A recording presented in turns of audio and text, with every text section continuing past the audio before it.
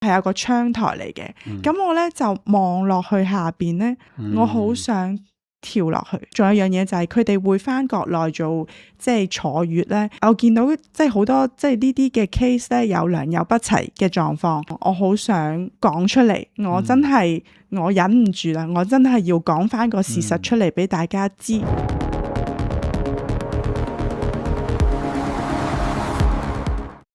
好啦，咁我哋呢一集嘅爆數不設防啊，我哋今日請到嘅嘉賓咧就係一位好特別嘅嘉賓啦，就係我嘅寫書課程嘅一位學員啊，就係人稱紮肚天后嘅 Hetty 吓，咁啊歡迎你 Hetty，咁啊不如你先同我哋嘅觀眾介紹下你自己先啦。係，你好啊，咁我叫 Hetty 啦，咁我自己咧係一個兩個孩子嘅媽媽啦，咁而家就寫咗書啦，就有我自己嘅公司啦，咁咧就係1314國際全修復及高端美學研究院，咁我係創辦人啦，係啦。紮肚天后呢個名喺我認識你之前，你應該已經係有㗎咯，可唔可以講下呢個名嘅由來係乜嘢啊？呢個由來咧就係喺我生第一個小朋友嘅時候咧，佢有先天性心瘤嘅，咁我咧就係一個冇坐月嘅情況之下咧，就做自我修復啦。咁有啲咩可以幫到我咧？當其時咧，我淨係紮肚幫到我。咁紮肚之後咧，我個人有翻咗力量之後咧，咁就知道呢樣嘢可以幫到人喎。咁我咧就好全心去投入呢一個嘅事業裏邊。即係自己因為受到紮肚嘅幫助而改變咗自己一啲嘅人生啦，跟住之後自己亦都成為一個紮肚師，就將呢一種嘅技術或者將呢一種嘅方法去再幫多啲其他人咁嘅意思係咪啊？係，冇錯。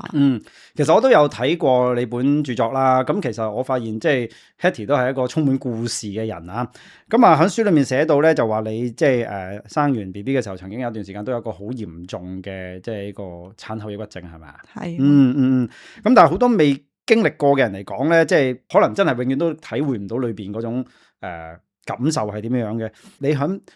發現自己有呢個即係患上呢個病嘅時候，其實你係喺點樣嘅情況之下發現我原來有咗呢一個病啦咁樣嘅咧？咁咧去到我個女啦，咁做完開胸手術啦，喺兒童醫院，咁就翻咗屋企，咁成件事就已經係圓滿咗，咁佢就係即係復原嘅當中啦。咁我翻到屋企嘅時候咧，其實我應該係去到好開心嘅狀態啦，但係我唔係咯，我係見到人嘅時候咧，我就可以識得笑；見唔到人嘅時候咧，我好多嘢咧都會令到我會喊啦，同埋我係唔想表達我自己嘅。去到邊一刻我意識到我自己有呢個情況咧，就係我因為要成日都要出入醫院啊，即有一日咁我就同咗阿女去咗做呢啲治療啊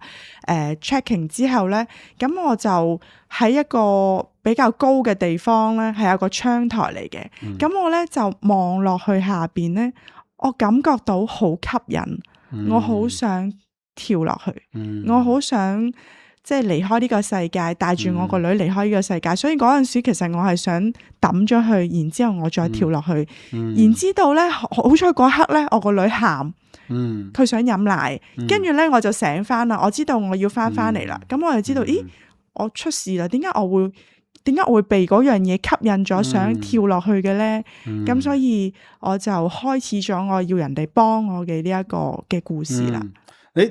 當你即係有嗰個念頭產生咗，最後個女因為喊而叫翻醒你嘅時候，你醒翻之後，你個感覺係點咧？係好驚啊，好擔心啊，定係點樣噶？個感覺咧就係，咦，我個女需要我幫佢，所以咧我就個人係醒咗，即係好似喺夢中嗰下有人驚醒你嗰下嗰個感覺咁咯。醒翻我翻去呢個現實世界上面，我個女要我幫，我就去咗幫佢啊，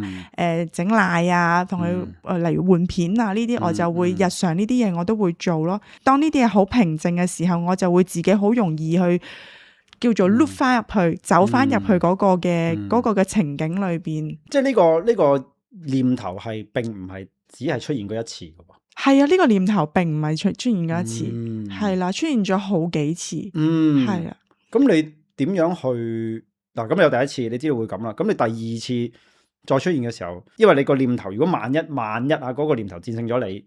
嘅理智嘅話，咁你就真係跟住個念頭去做噶啦嘛。有冇做過啲咩嘢去嘗試，即係同身邊人講，記得掹住我啊，定係點樣樣啊？去盡量預防呢件事嘅出現咧？其實有抑鬱啊呢啲情緒上面相關嘅嘢咧，其實係唔想去表達嘅，即係唔想同人哋溝通，唔想去表達，盡量就話我自己冇事啊冇嘢啊咁樣去賴過去嘅。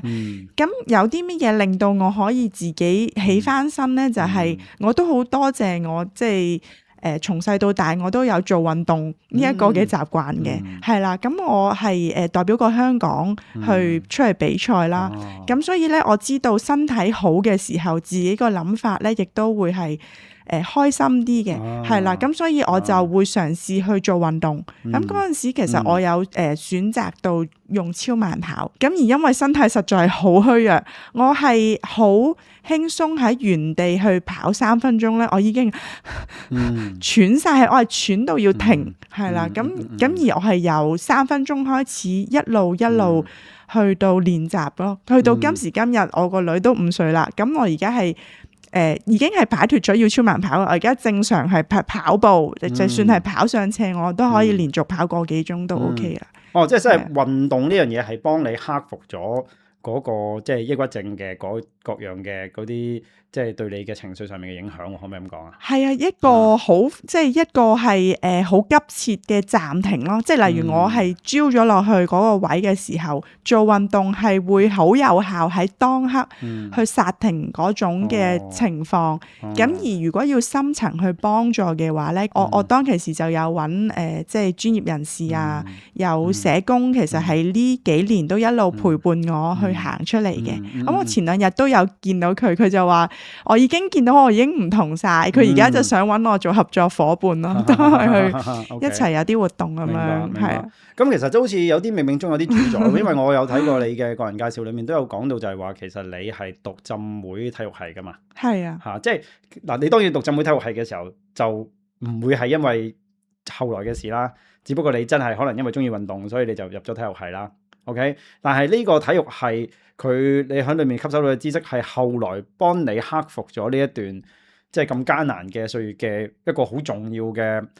即係工具啦。咁其實有冇少少都覺得好似冥冥中啲主宰？如果嗰陣時你唔係接觸運動或者唔係接觸得咁深入，知道運動可以幫到你嘅話，其實嗰刻可能你真係完全都唔知有啲咩可以幫你。你又唔想同人講，自己自救又唔知自己可以做啲乜。完全有啊！咁我喺嗰陣時，我係做運動員啊嘛，咁亦都係好中意做運動啦。咁就入咗體育系啦，好感覺到真係做運動啊，同朋友一齊啊，呢種好開心嘅一個嘅氛圍喺度。咁我意識到咧，身體好嘅時候有咩感覺？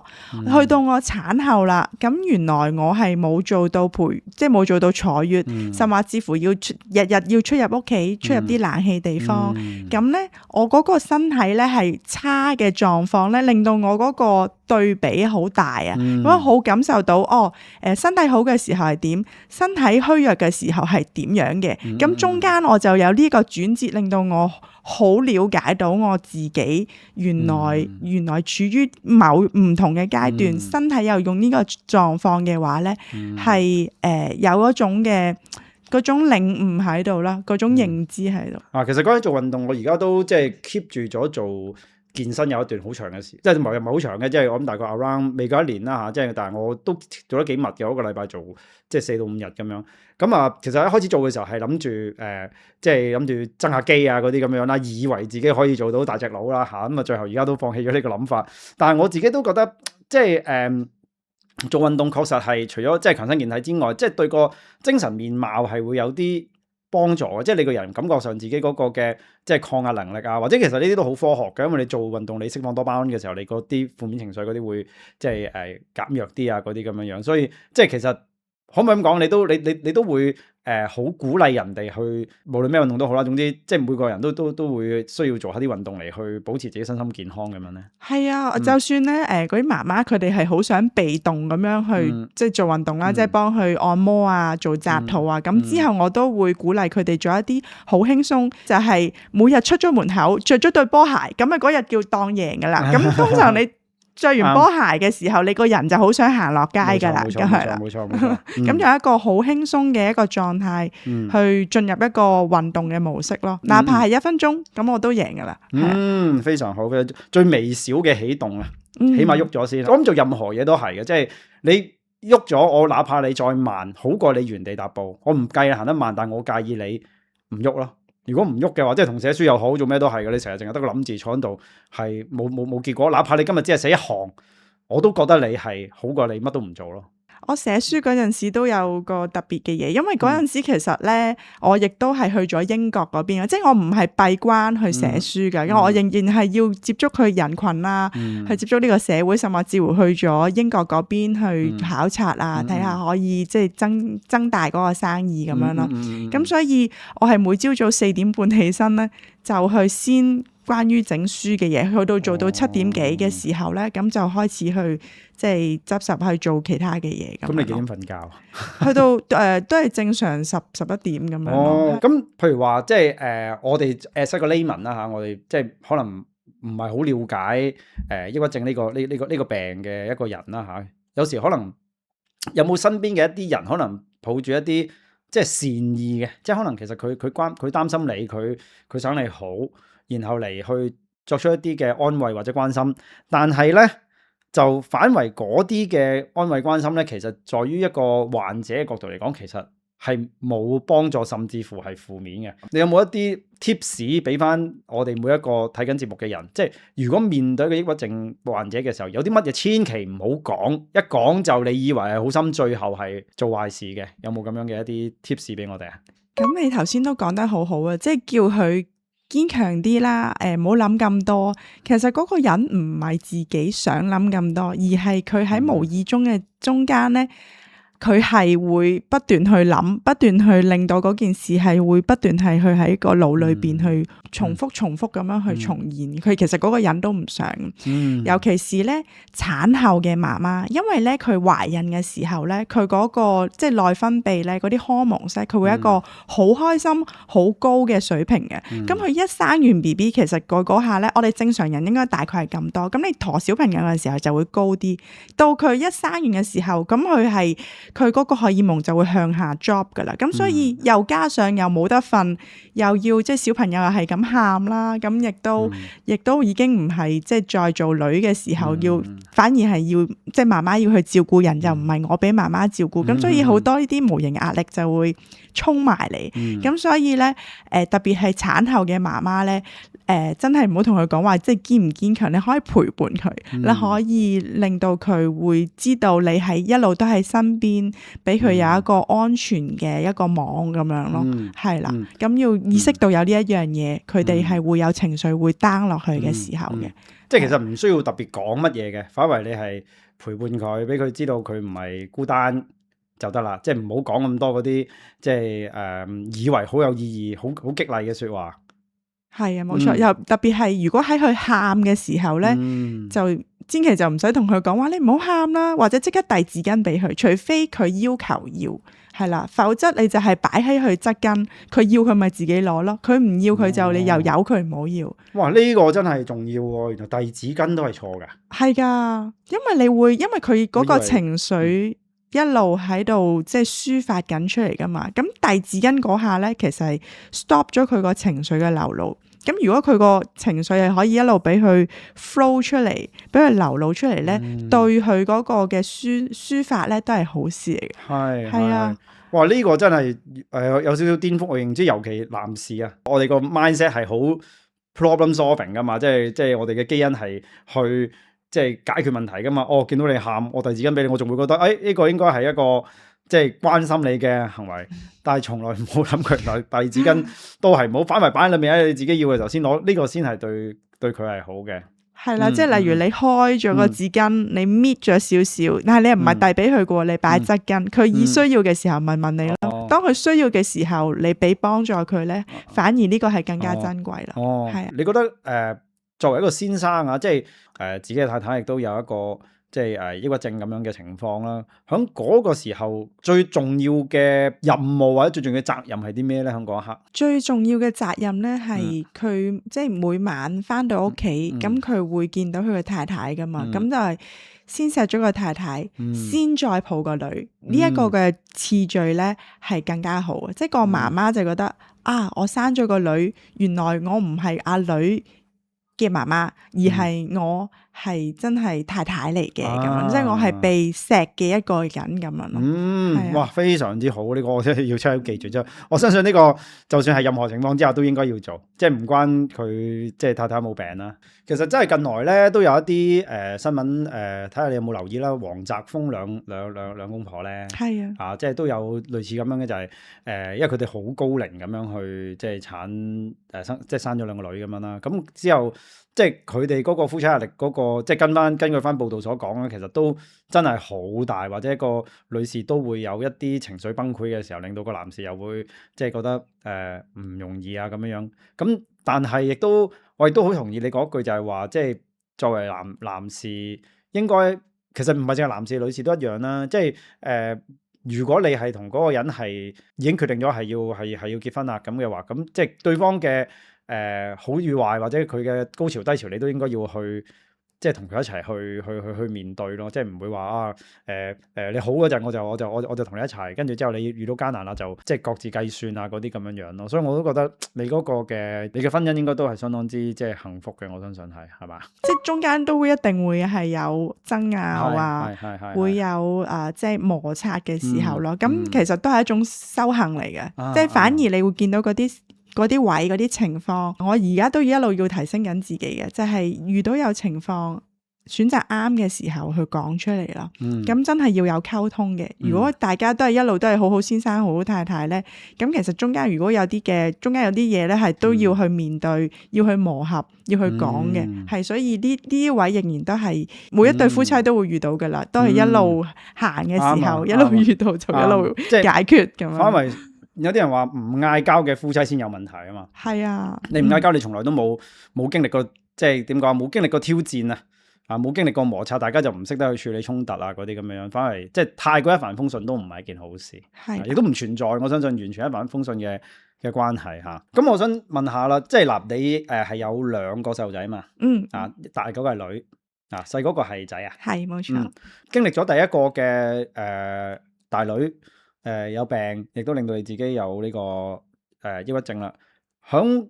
第2個小朋友嘅迎接佢嘅時候，有冇特別大嘅心理壓力咧？反而係輕鬆咗，好多。係啊，因為第一個嘅小朋友咧，雙方即係我爸爸媽媽都會特別緊張嘅，即係無論係迎接佢嘅出世，或者係佢返到屋企嘅一啲嘅任何嘅狀態，即係作息啊、定時呢啲都會計得好清楚，要執行得好、管理得好仔細。去到第2胎嘅時候咧，因為已經有咗第1胎嘅經驗咧，反而第2胎咧係會更加輕鬆。即係例如佢發燒啊，亦點樣去處理啊呢啲位置嘅時候咧，你就已經係有經驗啦嘛，所以駕輕就熟。講到關於即係嗰個情緒抑鬱嗰度啦，其實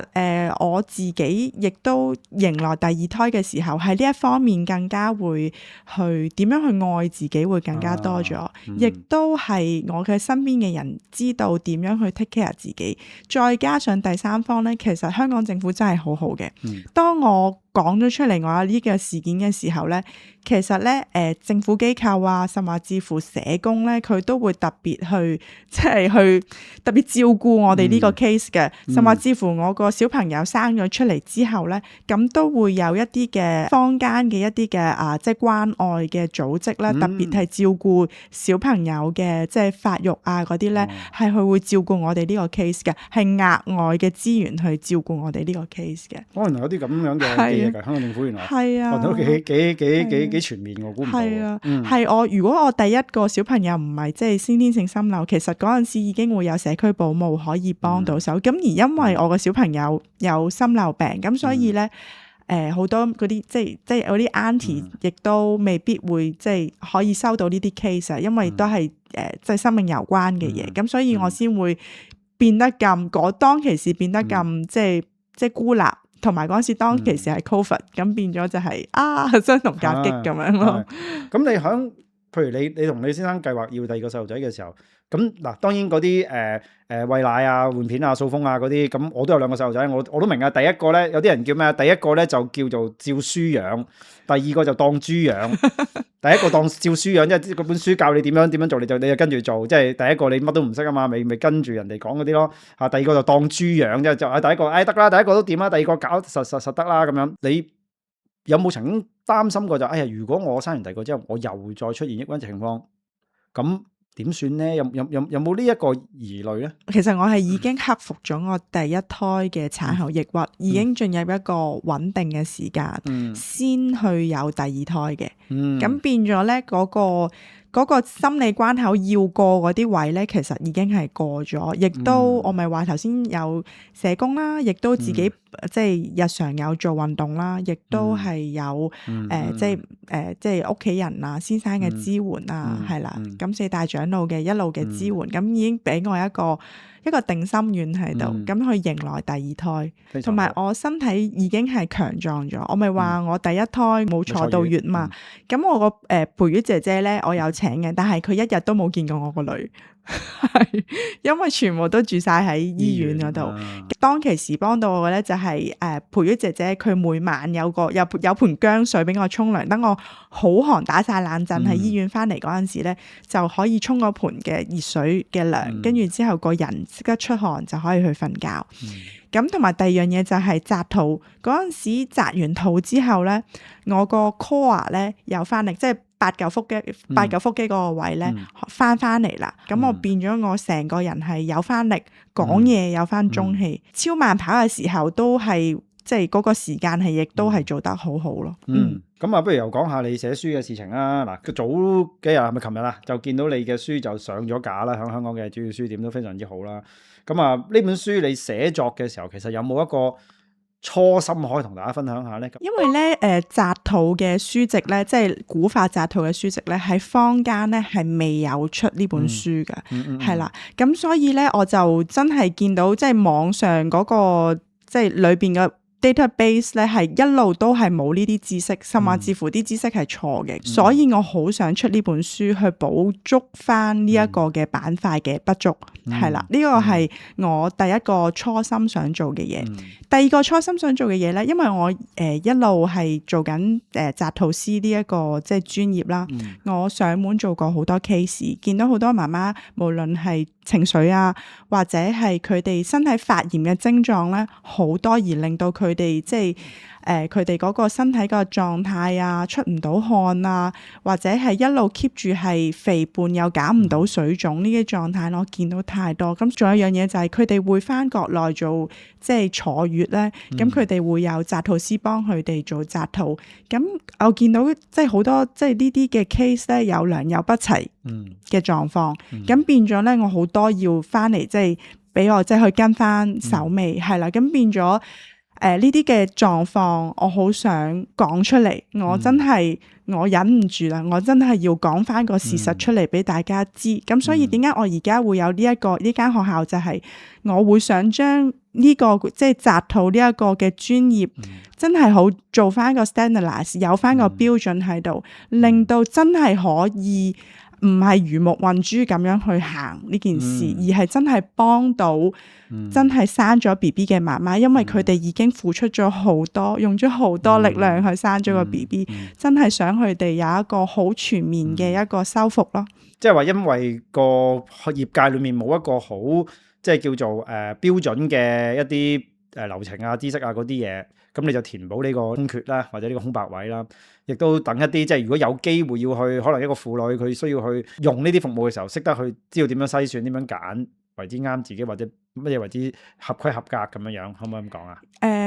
我又想補充一點，其實業界都有好多有心人一路想補充呢一個嘅板塊嘅，咁而我見到有一啲缺位，我係可以有能力去補足得到，所以我貢獻一分力喺嗰個即係缺嗰個板塊裏邊，再添多一啲嘅知識嘅層面上去咁樣咯，令到件事係可以真係做到業界有個 standardize。咁呢個算唔算係你而家嘅事業或者你公司嘅一個抱負啊？係嘅，絕對係，絕對係嘅。呢件事如果發生咗嘅時候，個畫面係點樣樣㗎？如果你嘅標準真係拎咗出嚟嘅時候，個畫面係有好多媽媽，佢哋會係有一個笑容啦，大家都會好好咁樣照顧佢哋嘅小朋友。因為佢哋即係小朋友第一個出世見嘅人就係佢媽媽，咁變咗佢嗰個第一個嘅心理健康嗰個環境啊，就係佢媽媽。咁變咗，當媽媽有一個好健全嘅心理狀態，一個即係身體嘅狀態咧，佢哋就可以好好咁樣對小朋友。咁所以小朋友同媽媽會一齊望住我笑咯，個畫面係係啦，好好啊，係啊。如果呢本書咧有一個章節，你覺得係即係假如啊，當然最好就睇晒佢啦，係咪先？但係如果我喺時間所限，我一定要抽一個去優先睇嘅章節，或者一篇優先睇嘅內容，你會覺得係邊一個啊？我會選擇嗰個古法雜圖同埋現代科技呢一個章節。有好多人覺得古法雜圖我就係純古法就可以啦，或者係加精油落去都係。咁我都確實係相信嘅。我係擺一啲非入侵性嘅，唔需要食藥嘅一啲嘅即係輔助嘅方法去幫助到媽媽。咁原來咧，我咪話頭先話好多媽媽有一啲發炎嘅症狀嘅。咁我就見到我其實喺一路喺尋覓呢個當中嘅時候，其實我真係揾到一啲嘅方法。關於頻率嘅係可以幫助到媽媽解決到呢個發炎嘅症狀。點解我會咁樣講呢？就係其實呢一樣嘢咧，其實已經唔係一個好超現代嘅科技，喺呢一個醫院已經用咗幾十年㗎啦。只不過佢一路做緊醫學用途，甚至乎係即係佢係做緊軍事用途。而家呢刻先即係有民用嘅可以做到有一啲儀器。咁其實呢啲儀器咧，其實係咩咧？其實個概念就係我哋踩草地，我哋即係踩草地嘅時候咧，佢會有一啲消炎嘅，佢會拎走一啲身體有炎症嘅地方，佢可會拎走去。又或者係因為我嗰陣時我媽媽咧有類風濕關節炎，佢一攞重嘢咧，佢隻手咧就會變咗做紫色嘅，同埋會腫起嘅，即係會開始會畸形咁樣。跟住當其時我哋做咗啲咩咧？我每一次咧同媽媽去嗰陣時，我會去清水灣即係沙灘同佢游水。佢游完水之後咧，佢隻手就會由紫色變翻做真係即係正常嘅粉紅色嘅手指。咁佢本身佢亦都會爛嘅，即係呢啲嗰啲即係皮膚係會有龜裂嘅狀況嘅。咁佢游完水之後嗰個禮拜咧，就見到佢皮膚龜裂嘅狀況咧係減低咗。去到我而家啦，我真係去了解唔同嘅即係呢啲嘅科技嘅時候，我就發現原來其實都係關於頻率嘅事，去變咗佢將佢一啲消炎嘅情況去攞走咗，咁令到佢其實每個人身體都有自愈能力嘅，咁佢就可以用自己自愈能力去補給翻自己嘅細胞咯。咁所以我就好提倡，其實我哋可以運用到現代嘅科技去幫助自己嘅身體可以做到一啲嘅治愈。咁呢本書其實裏面都有提到啦，即係除咗話有一個健康嘅身體，其實健康嘅身體最終極或者一個好嘅家庭，最終其實想得到嘅都係幸福啫。喺你嘅心目中啊，你覺得一個真係好幸福嘅婦女，其實佢嗰個嘅心理狀態應該係處於一個點樣嘅狀態嘅咧？你覺得？佢個心理狀態咧，可以係自強啦，自信啦，同埋自主呢三個部分。自強咧就係佢知道即係自己係可以為母則強，佢知道自己係有呢個能力，係可以強大起嚟，戰勝自己一路以嚟嘅即係一啲嘅盲點，一啲嘅不足，一路慢慢去趨向改善啦。係啦，自信就係無論邊個人同我講嘢，我都會有呢個自信去表達自己。係啊，我係曾經受過傷啊，係啊，我係曾經產後抑鬱噶，咁我有自信去講出嚟咯呢件事。咁所以冇一樣嘢係丟架嘅，曾經經過嘅故事都係一個令到自己有自信嘅一個歷程，亦都可以燃點起未來嘅其他人嘅生命。咁所以呢個係可以做到。自主係咩呢？就係自己可以俾到自己企翻起身啦，亦都係有自己嘅事業可以即係供給到俾自己，就唔使係真係圍住個先生，圍住個小朋友咁樣去轉咯，而係真係有自己嘅人生，佢哋喺身邊係一個錦上添花，而自己係一個即係自主嘅生命咯。自強、自信、自主，非常之好。我覺得呢3個嘅關鍵字，我諗即係無論係婦女啦，定係男士啦、大人啦、小朋友啦，其實我覺得都係好適用嘅，因為你即係最後3個字，最後就係自愛咯。咁所以非常好，非常好。咁你啱啱咧就講過啦，你有2個小朋友啊嘛，咁佢哋而家係幾大個？佢哋嗰個狀態係點樣噶？我2個都係仔嚟嘅，一個10歲，一個8歲。咁啊，而家就放緊暑假咯，準備升小5同埋小3咯。咁佢2個就讀書就雖然係爭咗2個年級，但係佢哋年紀其實爭少於2年嘅。我哋2個小朋友就個出世嘅時間好貼近嘅。咁我大仔就出世嘅時候其實冇咩好正常嘅，所有嘢都嚇。咁細仔咧都正常，只不過嗰陣時我太太懷細佬嘅時候咧，就有嗰個叫妊娠糖尿。OK，咁當其時其實即係妊娠糖尿你食嘅嘢同埋食嘅份量係要好小心噶嘛。咁其實當其時我見到佢都慘噶，其實因為懷孕好肚餓噶嘛。咁但係有好多嘢都唔食得啊嘛。咁啊成日就要即係捱住肚餓啊，但係又不斷咁樣俾佢個 BB 取緊啲能量啊嗰啲。咁其實佢嗰個過程上面都係陀得有少少辛苦嘅。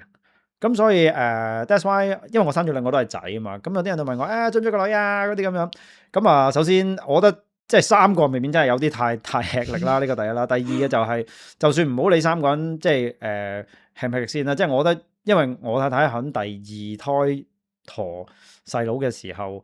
嗰個妊娠糖尿嗰件事已經俾我見到佢都好似即係都好大負擔喎，都好痛苦喎咁樣。咁我就所以就冇去諗過要再要第3個小朋友咁樣嗰種咯。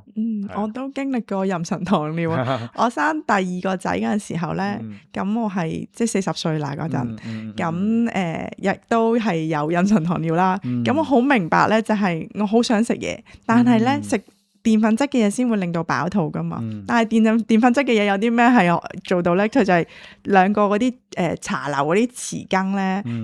白色嗰啲匙羹，2個平匙咯，跟住係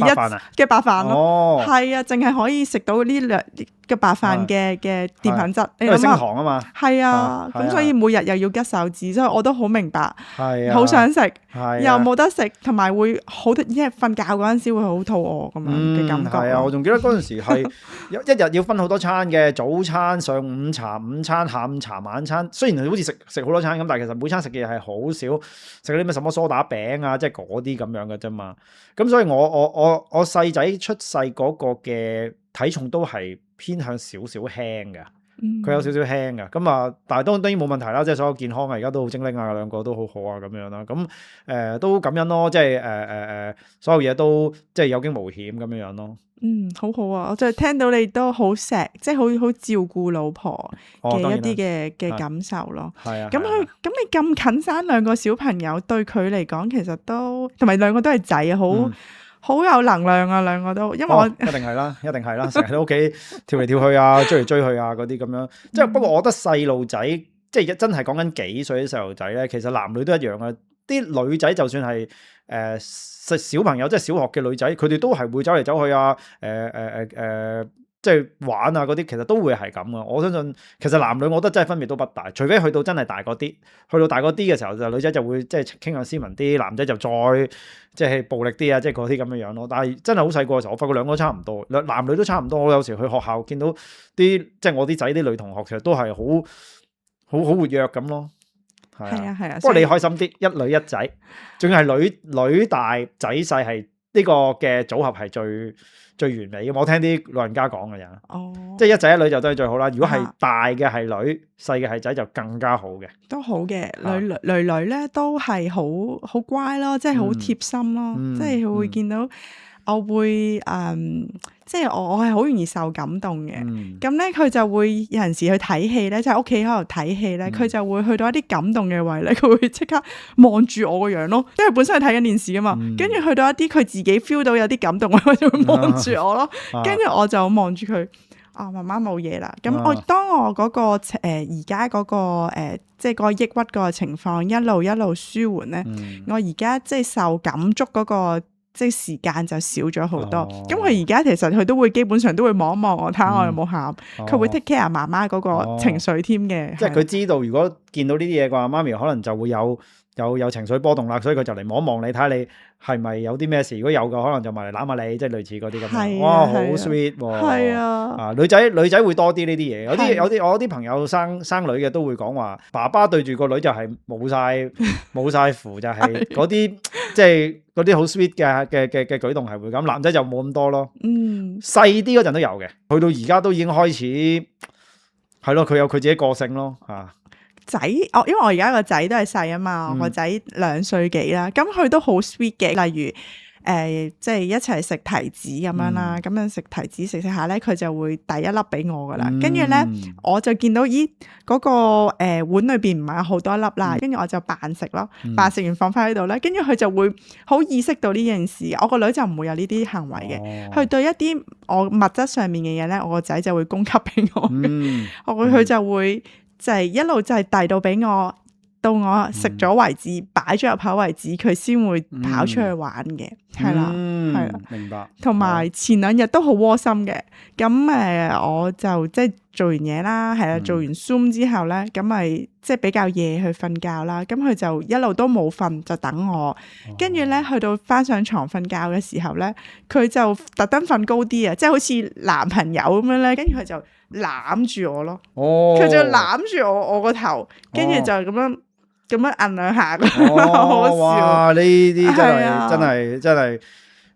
盡在不言中。呢啲動作即係咯，即係小朋友有時可能好多人而家都驚生小朋友，因為即係覺得責任多啊，或者係經濟力大啊嗰啲。咁呢個固然係啦，但係確實即係做咗父母嘅人裏面有好多好難去解釋俾唔係做緊父母嘅人知道究竟做父母嗰個心路歷程係點？當然亦都唔係容易啦，即係你要教好佢啊，你要好多嘢啊嗰啲咁樣。不過有時係即係可能啊，即係你當人生係一個旅程嘅話，你就唔去經歷過呢個做父母嘅呢個階段嘅，你又永遠都感受唔到嗰種感受係乜嘢嘢咯。係啊，我覺得呢個修行係幾特別嘅，即係我個意思唔係關於任何宗教上嘅嘢，而係個人一路開始向前行緊。我經歷唔同嘅嘢嘅時候，即係我覺得如果而家話唔生小朋友，其實我覺得係因為憂慮而去即係唔去生嘅啫。真係行過咗嗰件事嘅時候，一來亦都冇咁。即係唔係話真係咁憂慮嘅，其實係好多嘢都可以面對嘅。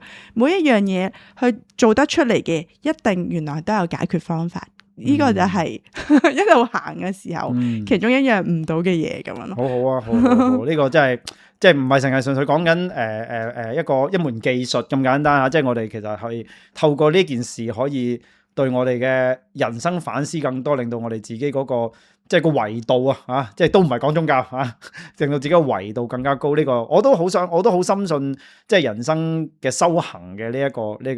觀念。即係我哋做生意啊，或者我哋讀書或者做咩，其實都係一種即係修行。最後嘅目的都係希望將自己變得更加優秀、更加好、更加高版本咯。係，好多謝你。咁今日好開心同阿 Hetty 你傾咗咁多嘢啦，大家做咗好多好深度嘅分享。咁期望下你嘅書本可以有一個非常之好嘅成績啦，亦都希望你嘅公司可以越嚟越做得發展得越嚟越好啦。咁啊，有機會嘅話，我哋再上嚟傾偈好嗎？好多謝你。好。